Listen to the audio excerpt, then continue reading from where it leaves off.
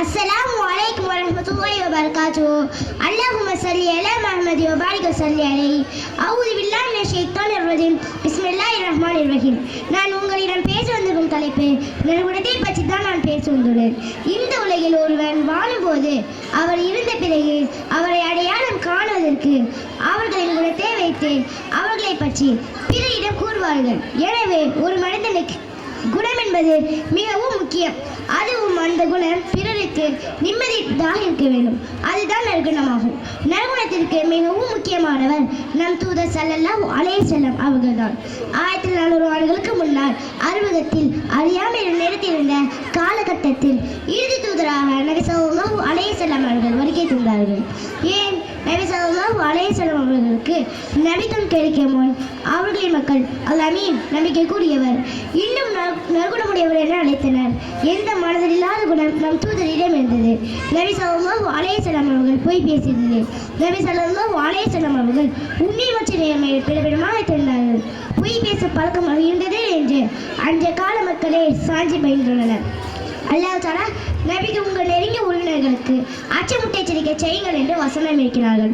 அப்போது முஹம்மது நபி சஃபா மலை மீது ஏறி ஒவ்வொரு குலத்தாரையும் அழைத்து, இந்த மலைக்கு பின்னால் குதிரைப்படை வருகின்றது என்று நான் கூறினால் நீங்கள் நம்புவீர்களா என்று கேட்ட மக்கள், நம்புவோம், உங்கள் உண்மை தவிர வேறெதையும் அனுபவிக்கல என்று கூறினார்கள்.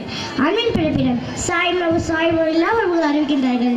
நபி ஸல்லல்லாஹு அலைஹி வஸல்லம் அவர்கள் அறியாமையை முறைப்படுத்தி பேசுவதும் இல்லை, சண்டையிட்டதும் இல்லை. குர்ஆனே அவர்களின் குணமாக இருந்தது. ஐஷா ரலியல்லாஹு அன்ஹா அவர்களிடம் நபி ஸல்லல்லாஹு அலைஹி வஸல்லம் அவர்கள் குணத்தை பற்றி கூறுங்கள் என கேட்கப்பட்டது. அதற்கு ஐஷா ரலியல்லாஹு அன்ஹா நபி ஸல்லல்லாஹு அலைஹி வஸல்லம் குணமாகவே இருந்தது என்று கூறினார்கள். நீதமானவர் என் ஃபாத்திமா திருக்கிறாள், அவள் கை வெட்டப்பட வேண்டும் என்று நீதியான முறையில் ஆட்சி செய்தவர். இப்படி பல குணங்கள் இருக்கின்றன.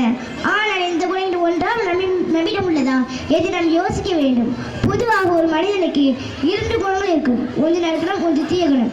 நற்குணம் பொறுமை, பணிவு, விட்டு கொடுத்தல், வீரம், மென்மை, சகிப்புத்தன்மை போன்றவை. தீய குணம் கோபம், பதட்டம், பெருமை, கஞ்சத்தனம், கொலைத்தனம், பொறாமை போன்றவை. மனிதன் என்பவன் 2 குணங்களை கொண்டு வந்தான். ஆனால் அதை மாற்றிக்கொள்ளும் தன்மை நமக்கு உள்ளது. ஆனால் தன்னிடம் உள்ள தீய குணங்களை நற்குணமாக மாற்றுவதற்கு பலவிதமான சவால்களை சிரமமாக மேற்கொள்கிறான். அல்லாஹ் கூறினான், தூய்மையான குணத்தை கொண்டவன் திட்டமாக வெற்றி பெறுகிறான்.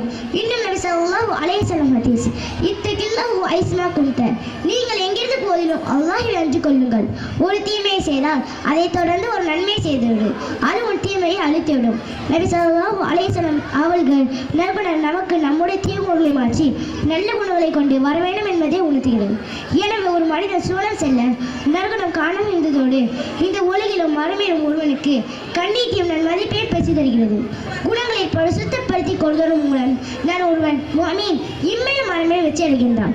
எனவே நாமும் நற்குணமும் நம் வாழ்க்கையை நடைமுறைப்படுத்தி வாழ்ந்து இம்மையும் மறுமையை வெற்றி பெறுவோமாக. ஆமீன். அஸ்ஸலாமு அலைக்கும் வரஹ்மத்துல்லாஹி வபரகாத்துஹு.